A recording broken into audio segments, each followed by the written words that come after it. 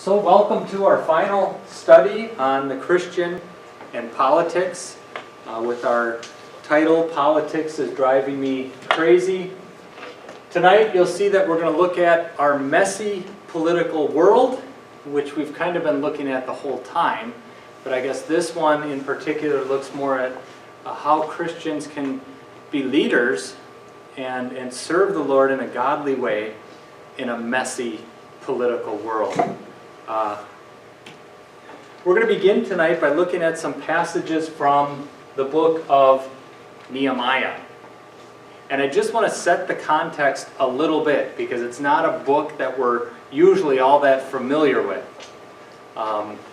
Ezra, Nehemiah, Esther, Job, Psalms. So right in the middle of the Old Testament. You might remember that Babylon finally invaded in about 589 BC and destroyed Jerusalem in 586 BC entirely.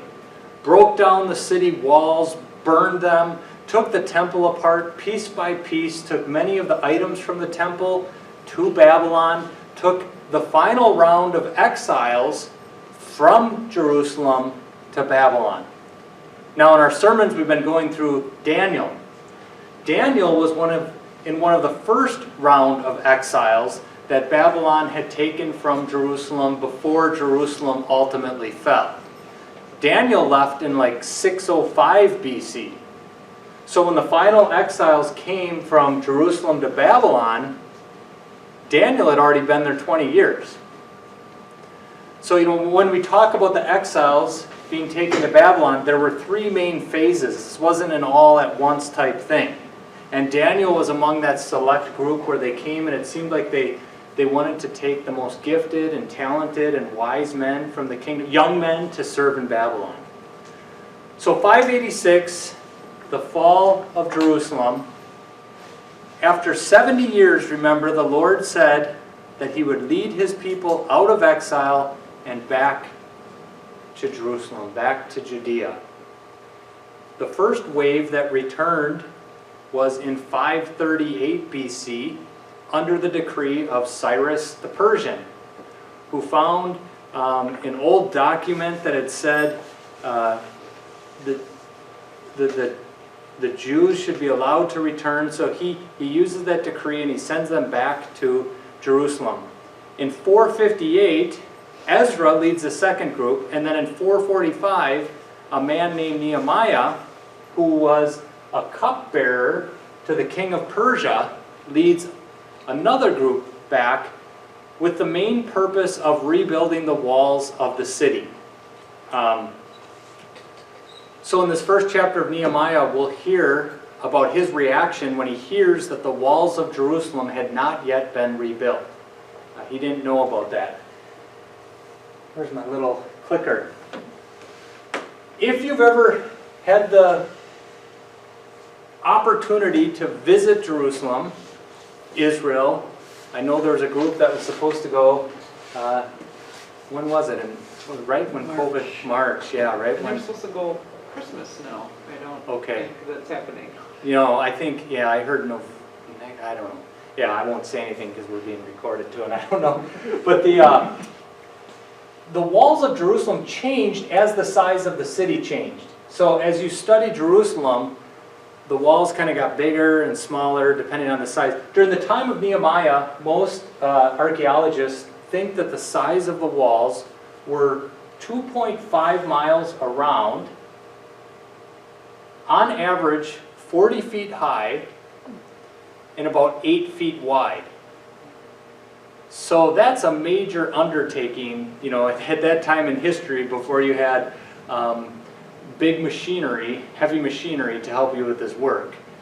So Nehemiah hears that the walls are not yet rebuilt, and that's what we'll read about first here. And the reason we're looking at Nehemiah, because he was first a leader in the government of Persia, and then he becomes a leader of the returned exiles in Jerusalem in the project of rebuilding the walls. And he can kind of show us the example of a godly leader. Let's go two readers. Rachel, would you read the first slide and then Kelly the second one?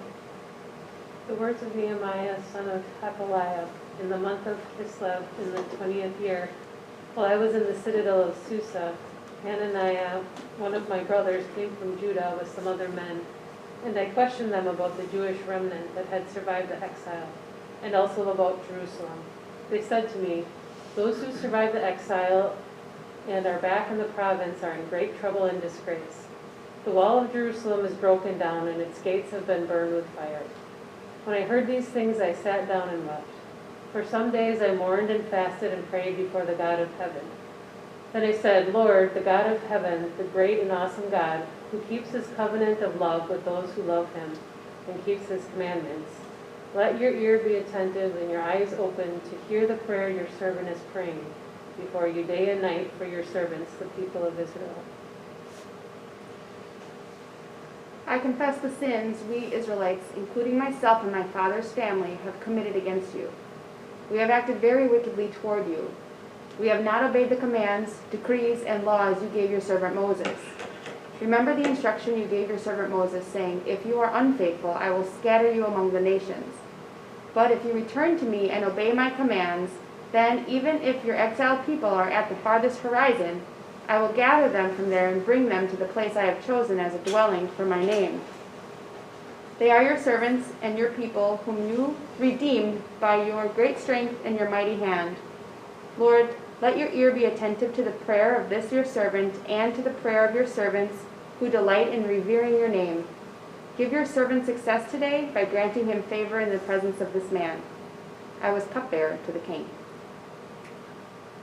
So Nehemiah is greatly distressed by the state of the walls in Jerusalem. Why do you think this was such a big deal to him? If you look at that first section that we read, it says, this is great trouble and a disgrace. The wall of Jerusalem is broken down. Its gates have been burned with fire. Then he sits down and he actually weeps about the city gates of Jerusalem. Now he's in the capital of Persia at that time, the city of Susa, so far away from Jerusalem and Judah when he gets this word. Why do you think this was such a big deal to him? All the defenses were gone completely, and if it was his charge to bring the people back together, we couldn't leave them out in the open. Yeah, you know, and especially at this time in history, without city walls, cities were defenseless. And as we'll look at in a little bit, as the exiles returned, others had settled the land and were tied in with the Persia government, like maybe vassals, you know, governors of Persia, but they also had their own agendas, and the last thing they wanted to see was Jerusalem rebuilt and strong.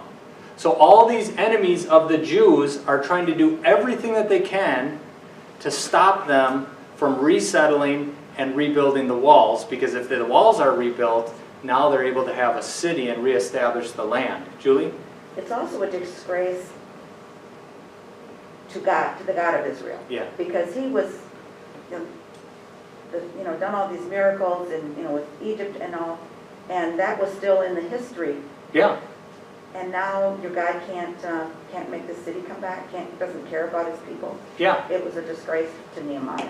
And I think that's what we have to remember too, is that Old Testament Israel was so connected with Yahweh that when something went bad for Israel, it reflected poorly on Yahweh, or at least they felt it did. And it seems like Nehemiah, when it says he was all upset that the city walls weren't rebuilt, I don't think that's thinking back to 586 BC, 140 years early. He knew that that had happened. But when Ezra returned, which would have just been, a handful of years earlier, Ezra was supposed to rebuild the walls.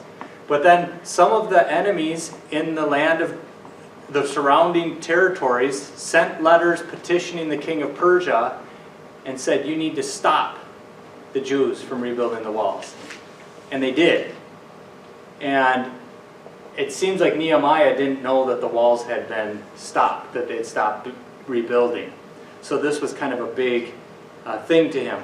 Also, the two people who dissented, who kind of wrote these letters petitioning the king of Persia, saying, you got to stop the Jews from rebuilding the walls, a man named Rehum and Shimshai, which you can read about in Ezra chapter 4.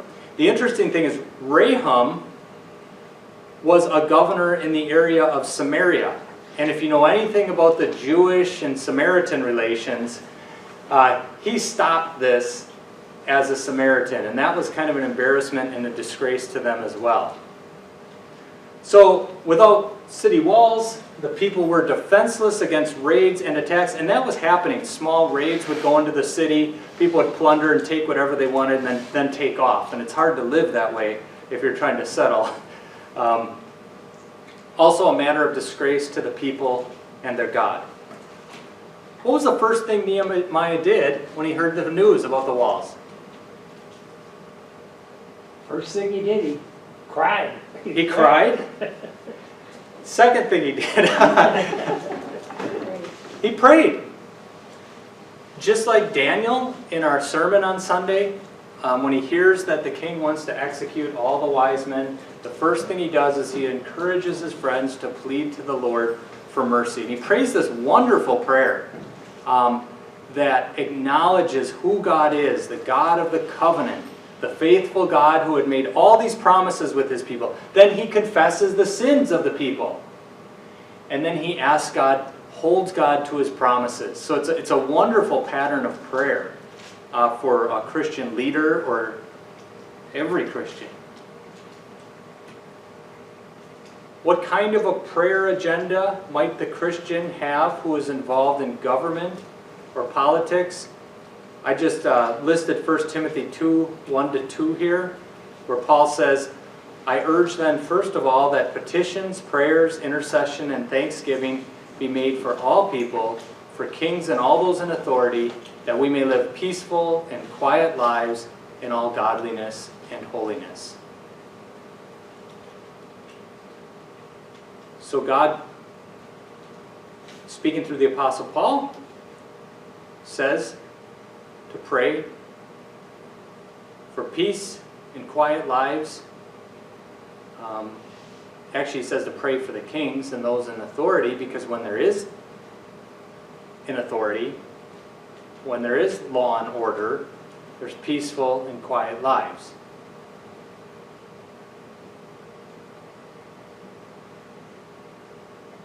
Interesting thing that I thought of this past week was, we think that everything is so unprecedented and so chaotic, and it is. I mean, the last couple of years have been pretty crazy. I think we'd all admit that.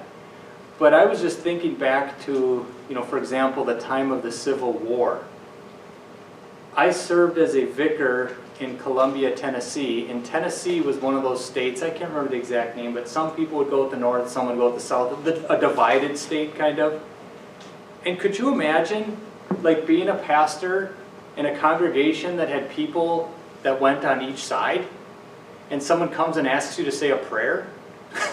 Yeah. And your cousin's fighting for the Union, and you're fighting for the Confederacy.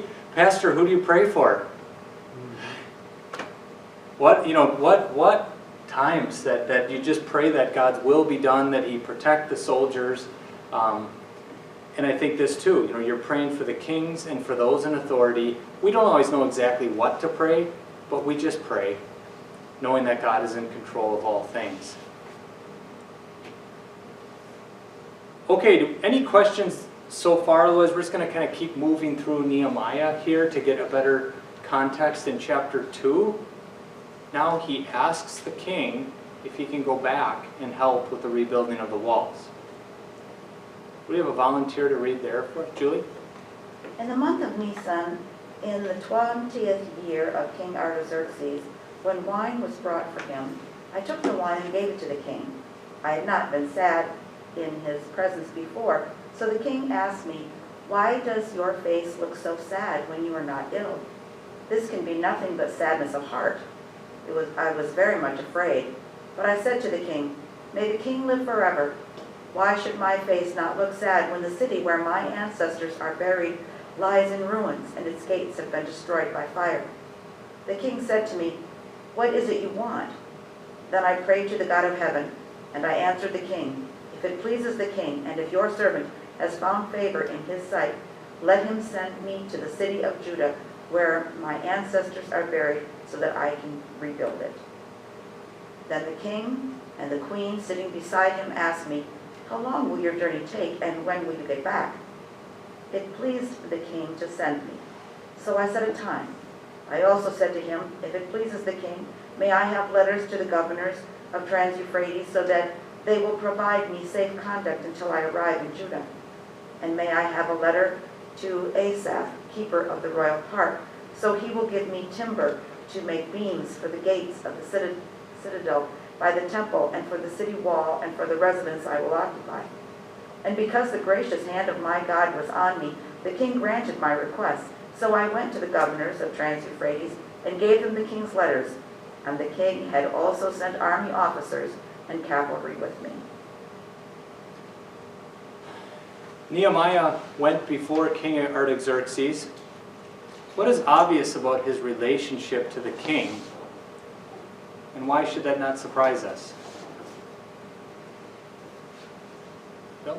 He obviously looks up to the king because everything was, if it's your will, and Yeah, he's very respectful and honors the king. I think they were friends. Seems like they had a good relationship, right? I mean, why would the king just randomly choose to let him go and even give him letters to other governors to kind of help him out and even give timbers for the rebuilding? So they must have had a really good relationship. And I had here, believers let their light shine in their humble service. It is obvious that the king highly respected his advisor. He wanted to know when he would get back. On Nehemiah's part, he did not overreach with his request. So wisdom in that too. Don't ask for too much. Ask for what you think you're going to get. And I think we know politicians have to do that all the time. Just another note that I didn't bring up earlier, but in ancient times, a cupbearer was more than just somebody who tested the wine. It was kind of a higher official in the king's court, because a cupbearer had access to the king. And if he wanted to, he could do some damage, so that he had to be highly trusted. And a lot of people think he was kind of more like an advisor too. An advisor on more than, what kind of wine to drink and if it had poison in it or not, on other issues as well. What characteristics do we find in Nehemiah that stand as examples for believers who serve in government positions? Respect. Respect. Honesty. Honesty. Fidelity. Humility. Humility along with diligent, honest service. So a wonderful example, and really, the book of Nehemiah, I went on a walk yesterday and just listened to the whole book, probably in 40 minutes or so. And it's kind of an exciting book to listen to or to read. There are lists of names, like the entire chapter 3 is kind of just the list of names of people that rebuilt the wall. But I think what that shows us about Nehemiah is he was an organizer. Like if you look at Nehemiah chapter 3, I didn't count them, but there's hundreds of names. And he got people like in different areas to rebuild different sections of the wall. So it wasn't just like 10 guys doing the whole thing. Sometimes it would be like if your house was near this section of the wall, you would rebuild it, or the priests were each given a different section to oversee. And he orchestrates this huge project. So pretty amazing as a leader. Nehemiah also helps the poor. We're not going to listen to this chapter. I'm just going to highlight a couple verses here. But once he returns to Jerusalem, they begin the rebuilding project. But then some of the Jews have a complaint that some of their Jewish leaders were guilty of usury, that they were charging them high interest rates because they had to pay a tax to the king, and this is kind of hard to sort through all of this, and I didn't have the time to get into all the historical details, but it seems like the Persian king, the Persians still demanded a tax, and it was a heavy tax. And some of the Jews who had settled in Jerusalem couldn't pay the tax, so they had to borrow money from their fellow countrymen, and their fellow countrymen were charging them interest.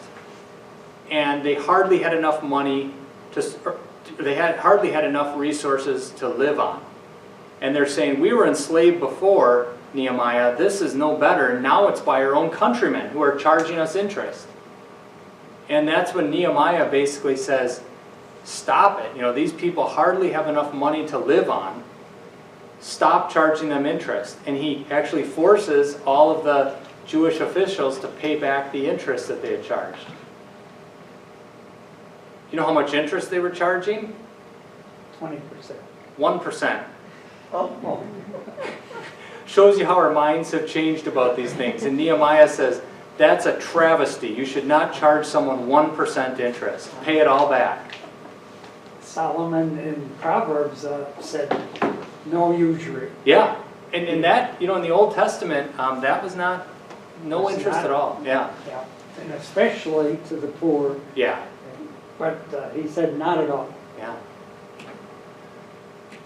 So Nehemiah himself, as a good leader, he says, I never charged interest, and I never even took the amount that was allotted to me as the governor. So I think the Persian government also said, if you're a governor of one of these regions, you can demand this much from the people. Nehemiah says, furthermore, 150 Jews and officials are at my table, as well as those who came to us from the surrounding nations. Each day 1 ox, 6 choice sheep, and some poultry were prepared for me, and every 10 days an abundant supply of wine of all kinds. In spite of all this, I never demanded the food allotted to the governor, because the demands were heavy on these people. So I think he's saying this is what he should have gotten from the people, but he never demanded it. He looked out for the poor. Good leaders care about those who are being oppressed, taken advantage of, and mistreated. What are some ways that good leaders in government do this today?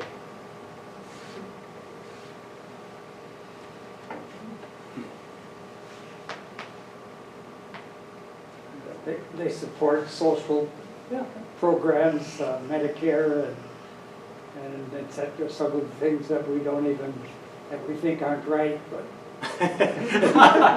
Or some do, right? I mean, and I think that's really the tricky thing. We talked about this a little this morning, is we know that people should be taken care of and that we should take care of the poor.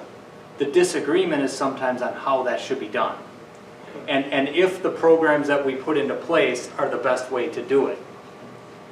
You know, ideally, some people would say that before the government took all of these charity programs into their kind of control, individuals, churches, more private institutions would take care of people.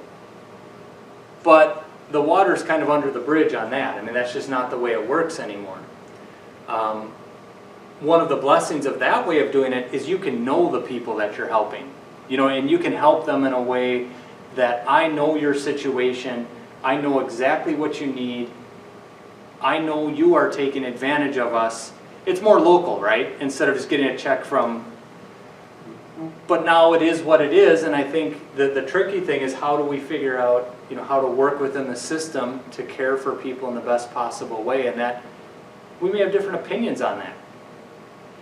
I just think Mom and Dad always said, if man shall not work, neither shall he eat. And Yeah, I think that we have generations of people who they've been on welfare and that's all they know. And somewhere there need to be some programs or something so that all those people have that opportunity to work a little. and that's, you know, I think that was brought up this morning too, that's definitely true, that people abuse the system. And someone also said, however, we can't use that as an excuse to say like the system isn't benefiting anyone. You know, there are people who really rely on it and who are honestly trying to get back on their feet and using it. And that's kind of the tricky thing. Kelly? I think if we're gonna use the passages, for this number 6 that were given right beforehand as an example to answer this question,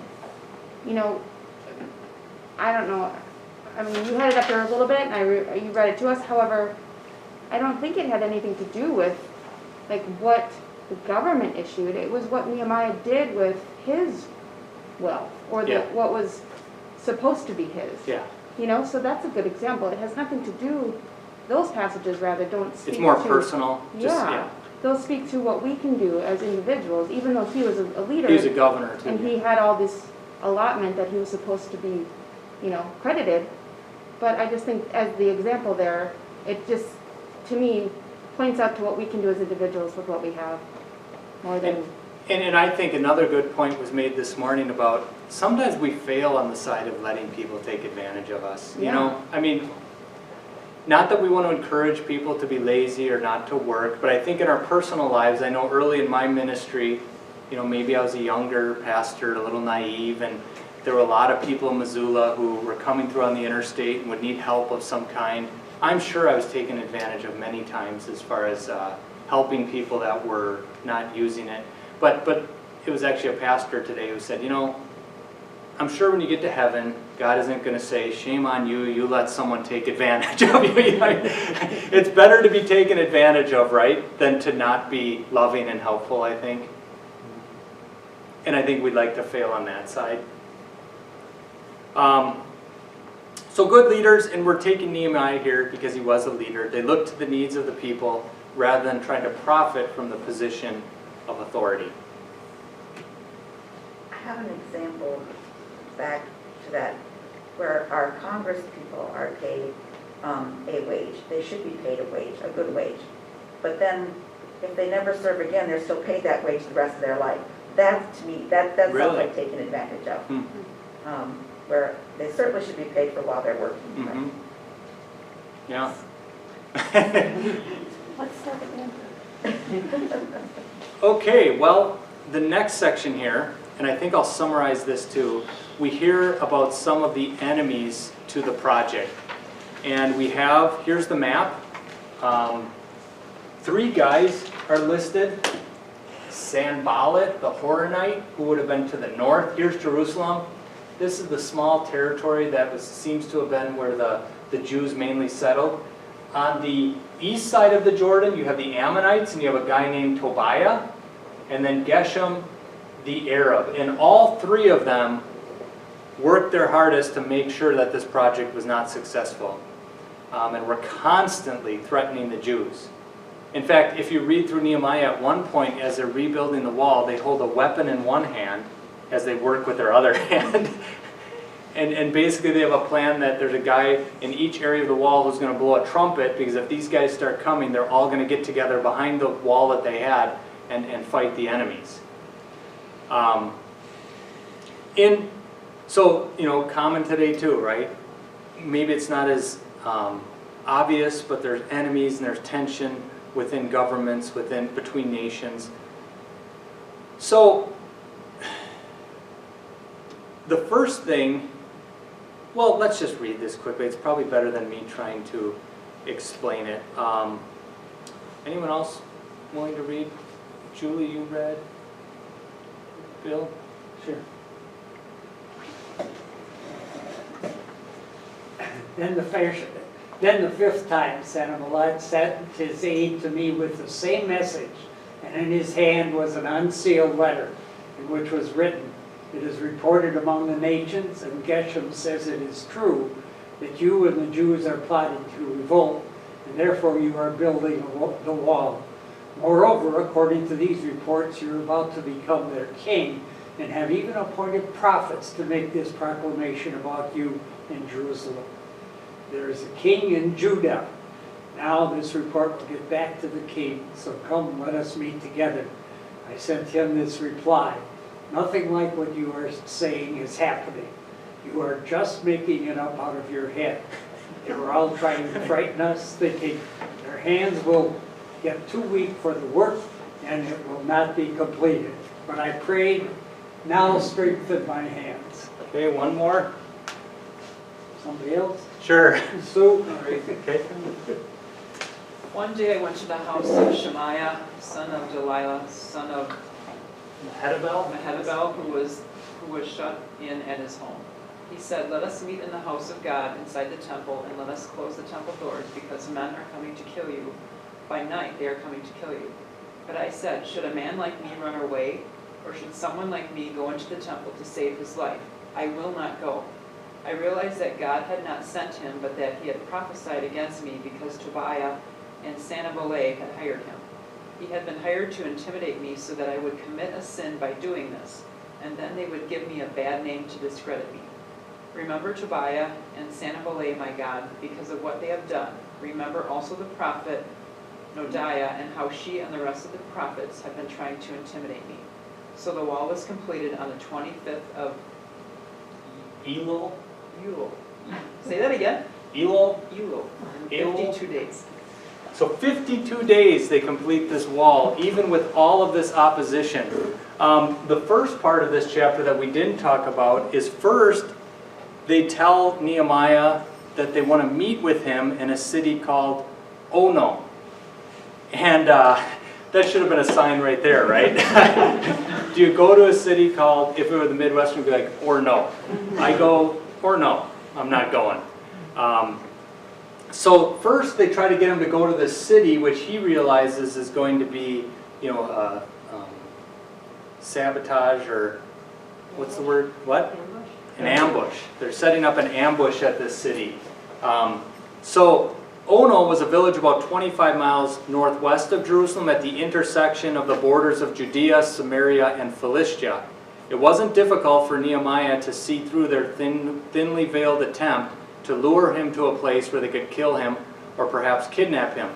After Nehemiah persistently, I think 4 times, he refuses their request to meet him in Ono, his enemies changed their tactic. Describe the new strategy. What were they trying to do in these verses? Bill? Send out tweets to get them all upset. They're intimidating him, right? Yeah. Yeah. And he's, because a safe place would be to hide in the temple.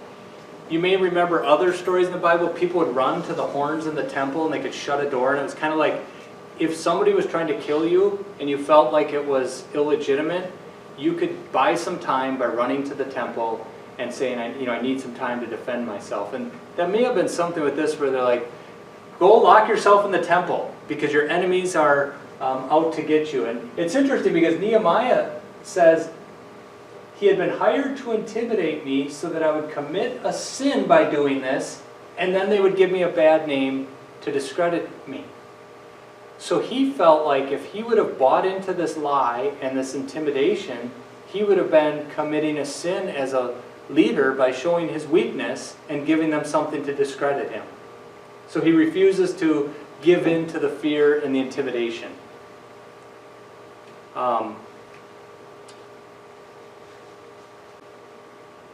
They're hoping to plant suspicion in everyone's minds with this whole thing.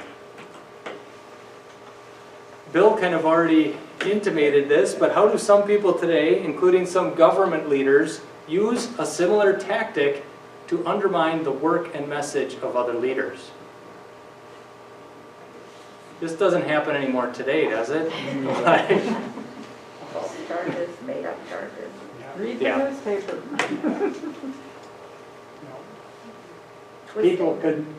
People can say whatever they want and Yeah. under the guise of freedom of speech, even though it's false. And people try to use that as intimidation. They paint everything their political opponent has done in the worst possible light. And sadly, so that this isn't just pointing our fingers at politicians, I think even the people can do that, depending on whatever side they're on. We can fall into that 8th commandment stuff too, and just paint everything that somebody does in the worst possible light. And I mean, there was just so much of that where I can't think of any examples. Some were almost comical, where if one person does this, you can read all of this into it, that this is why he went here and this, and you can just paint everyone in a bad light. Okay, any more on that, I don't want to get too much into. I'm sure we all have examples of how this has happened on both sides, you know. During the last presidential election, I think we'd have to say that happened in both directions. Can you think of examples from history when governments have undermined or even attacked Christians or the gospel? So in Nehemiah, you have foreign powers that are against Israel. Maybe not so much because they were believers, that may have had something to do with it, but mainly because of their, political strength, that they didn't want to see them rebuild Jerusalem. But I think we can give many examples from history where governments have undermined or even attacked Christians in the gospel. No? Rome was there, killing of the Jews and, Yeah. horrible killing of the Jews. First, 3 centuries before Constantine became emperor in Rome, Christians were sought out. There's debate on how widespread the martyrdom was. Some people think it was more in local pockets. Some people think it was empire-wide. But there were definitely lies told about the Christians. Some people said they were incestuous. Can you think of why they would have said that? It's a very bad light. It does paint a very... But what's the element of truth in that maybe? Or the lie that they blew up from that? It's that Christians call each other brothers and sisters. And that you may even call your wife your sister in Christ. So it's incest. They also called them cannibals because they ate the body and blood of Christ, that they were eating body and blood. So they twisted that to make them look bad. And then they called them traitors because they refused to burn the incense to the emperor and because they claimed to have another God and Lord, Jesus Christ, and Caesar, the emperor, was not their God and Lord. So people have always twisted the message of true believers to make them look bad. We could probably give many more examples, and what does it look like today?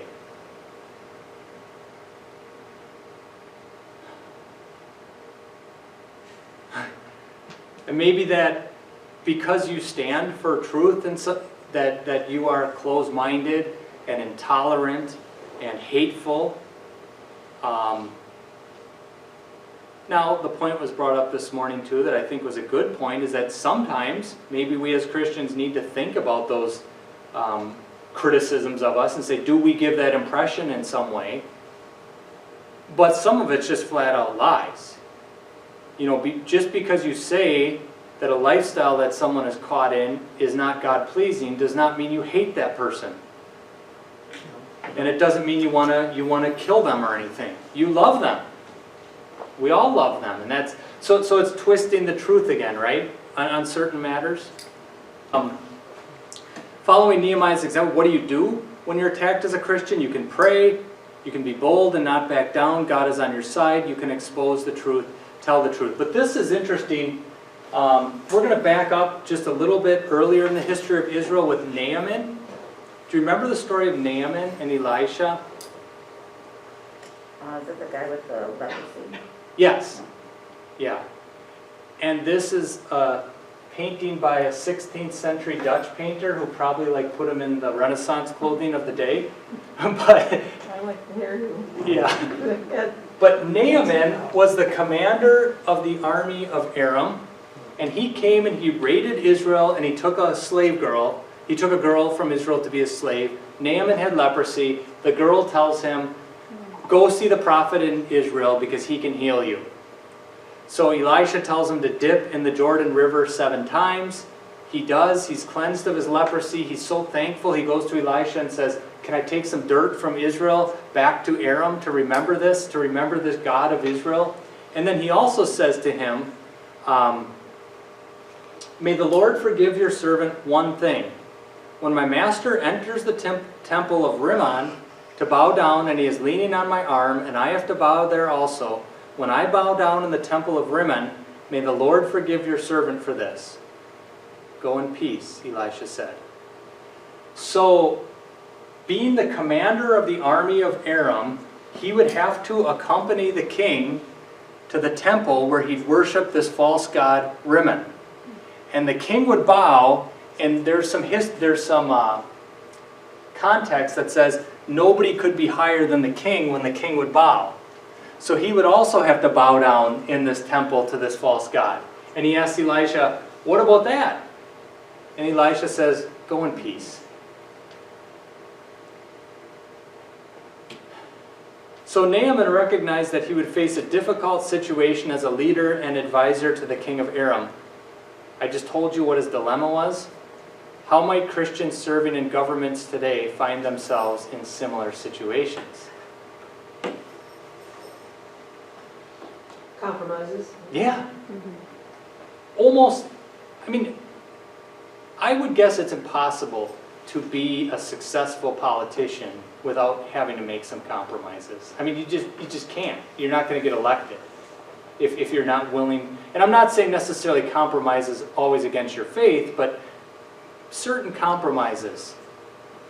Someone was even talking about passing a bill. Like, let's say there's this is a made-up bill, but there's a bill that's really going to help out the poor and the most vulnerable in your community. But then one of your opponents tacks on like a whole bunch of stuff, increased contraception or something. And you're like, well, I know if, I'm the deciding vote. And if I vote yes for this, it's going to help so many people, even though I don't like everything about the bill. You kind of, I think as a Christian politician, you'd have to make those difficult decisions sometimes. And if you have a tender conscience with that, you're probably in the wrong business, and But yet we need Christians in that business. we do, exactly. And I think even, with the Supreme Court justice, right, the new Supreme Court justice, that there may be times where she has to make a ruling according to the law, even though it's what she wouldn't want to do in her own personal morality. Yeah. And that's got to be a hard thing to do. Julie? When Joel was a pastor in Virginia, it was mostly a military congregation. And occasionally there would be a really high-ranking military person come into the congregation. And you were really happy to see that because that was someone that was going to be a good leader. And they were good leaders in the government as well as in the church. But they all did talk about really difficult decisions that were just part of it. But we could see, because we were there so long, that God really blessed them and blessed the military as a result of that. Yeah. It was really neat to see that. The award, we get to go to award ceremonies and stuff, and it was because of their Christian attitude and their compromise that they could rise to those positions. So God blessed their efforts. And I wonder if we've failed in a way of making it seem like it's a bad thing to be involved in politics. Not encouraging Christians enough to get involved in that. I mean, obviously you're going to have some difficult decisions. You need a strong faith. But you're right, we could use more Christian leaders. Jesus said, I keep thinking this works, I'm sending you out like sheep among wolves, therefore be as shrewd as snakes and as innocent as doves. And that would kind of be the, I think, thing you'd have to have on your mind a lot as a Christian serving in government. Just one more. We're at an hour now, but the Apostle Paul was falsely accused. He stood before the governor Felix, and if you read this in Acts chapter 4, he's very respectful of the governor, even though they've totally just, thrown him into a kangaroo court, false charges, saying that he's defaming the temple. He wasn't. It says, however, I admit that I worship the God of our ancestors, follower of the way, which they call a sect. I believe everything that is in accordance with the law and that is written in the prophets, and I have the same hope in God as these men themselves have, that there will be a resurrection of both the righteous and the wicked. So I strive always to keep my conscience clear before God and man. Then a little bit later, we're told, Felix, who was well acquainted with the way, interesting that he knew that this is Christianity, this is their first name for Christianity, the way, adjourned the proceedings. When Lysias the commander comes, he said, I will decide your case. He ordered the centurion to keep Paul under guard, but to give him some freedom and permit his friends to take care of his needs. So we see that sometimes even unbelieving leaders recognize the gift of having Christians in their country and in their presence. So Christians are the salt of the earth and the light of the world, even when and perhaps when they're involved in government policy. What does this mean for the way we process information? Fake news, conspiracy theories, propaganda. Our attitude toward those in authority, the way in which we disagree and interact with those who disagree with us. Anyone want to say anything about any of those? Well, what I've witnessed in the last few weeks, just in my life, is this perpetual need to be right and to win. You know, that's what I've witnessed, and I don't think that answers these. That's not the way in which God wants Christians to be the salt of the earth. However, people who have that need that I've witnessed would call themselves Christians, and they want to be right and they want to win in order for, in their minds, you know, the gospel to be able to be declared, Christianity to be able to be still a thing, and you know. And that's tricky because they may have the best intentions for why they want to win and be right, because they feel like it's going to help advance the gospel cause, right? But the way in which, it's like the ends do not justify the means, because they're just so... And that ties right into the last one here. It is good for Christians to be involved in politics if they have the gifts and interests. This too is a wonderful place where Christians can show that they love their neighbors. Evaluate this observation. It might be a powerful witness to non-Christians if they saw in political discourse and action how much Christians love their neighbor. I know many Christians show this love as individuals, but from my perspective, that doesn't come through in conservative political messaging. What do you think?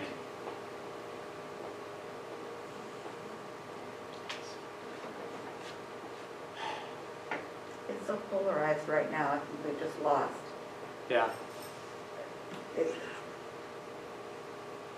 Well, someone told me recently that that someone told them that they were a Christian, and for that reason they should, you know, listen to what they said. And it was something about something political, yeah. Not I don't know if it was political, but it was not about Jesus. And the person's response was, if they have to tell me they're a Christian, and they don't show me that they're a Christian, I'm not going to listen to them. Yeah. And I think, sadly, one of the things we face in America, I haven't seen this movie, but someone recommended it to me, American Gospel. And I guess the plot, or I don't know if it's a documentary or what it is, but it sounds like it's just showing how in America, Christianity and politics have gotten so wrapped together that many people can't tell the difference. And I would say that serving in a place like Missoula, which was primarily blue, liberal-leaning, if you'd start talking to people about Christianity, I think I've said this before, but a lot of times they'd bring up a conservative political issue, because in their mind they were the same. So sometimes it was hard to even get to Jesus, because all of a sudden you're talking about gun rights or something else, you know, and you have to strip through all of this because that's what they think it means to be a Christian. And, you know, I think, especially in this area, probably most Christians do lean one way more than the other, but when those things are confused, sometimes it gets really hard to get to the main thing, the thing that's the thing. And I think the complaint here, this was actually a quote from the man who wrote this Bible study, and I didn't put this in here, but this was from one of his more liberal neighbors who basically said, you know, I know you guys, you're loving, you're kind people, but then when I turn on the radio or the TV and I listen to some of these conservative people, the messaging is so angry and so you know, and I think that really rubbed her the wrong way. But we could say that goes both ways too. It doesn't necessarily mean that somebody that's conservative is a Christian though either. Exactly. It could just be, but I think in her mind, they're, you know, that's the problem. In her mind, they're together. So when she hears the radio jockey who just likes to go after people and make them look stupid, sadly, sometimes she thinks that's Christians, and that's too bad. And I think the only way we can help separate that is in our own lives, to just show we're not like that, right? I mean, and to just love people. Because Christ's love compels us, because we are convinced that one died for all, and therefore all died. And he died for all, that those who live should no longer live for themselves, but for him who died for them and was raised again. And this morning I said the wonderful thing about this whole study for me has just reminded me that there are many things that people are disagreeing about today, maybe even in our congregation, things about, do I wear a mask? Do I not wear a mask? Is COVID something serious? Are we overreacting? Are we not doing enough? You just got all these questions, right? And I think within our own congregation, we could have all kinds of different groups, but hopefully, by God's grace, we continue to remember that this isn't what really matters, and this isn't what unites us. The blood of Christ has brought us into this family, and whether we have different political beliefs, whether we have different beliefs about treating COVID or whatnot, we're one in Christ. We're members of the same body. And to keep that in mind, that's what's most important here. And what a blessing really it's been. Considering everything that's happened the last 6 months, I'm not saying we've been perfect, but I think St. Luke's has really been very gracious and very understanding of some of the decisions that have been made, and that's a blessing, a testimony to faith, I think. Let's close with prayer. Dear Heavenly Father, we thank you for the time that we've had together to study your word and to grow in our faith. We ask that you constantly remind us of the important things. Your Son, Jesus Christ, who loved us so much that he came to live for us and to die in our place, to rise from the dead, and who now sits at your right hand ruling all things in heaven and on earth. Help us to trust in him, to experience the joy and peace that we can have living in his kingdom, and to show that joy and peace to others. In Jesus' name we pray. Amen. Thank you very much. Thank you. Now it will be Thanksgiving Eve next week, and then Advent services for our Wednesdays. And then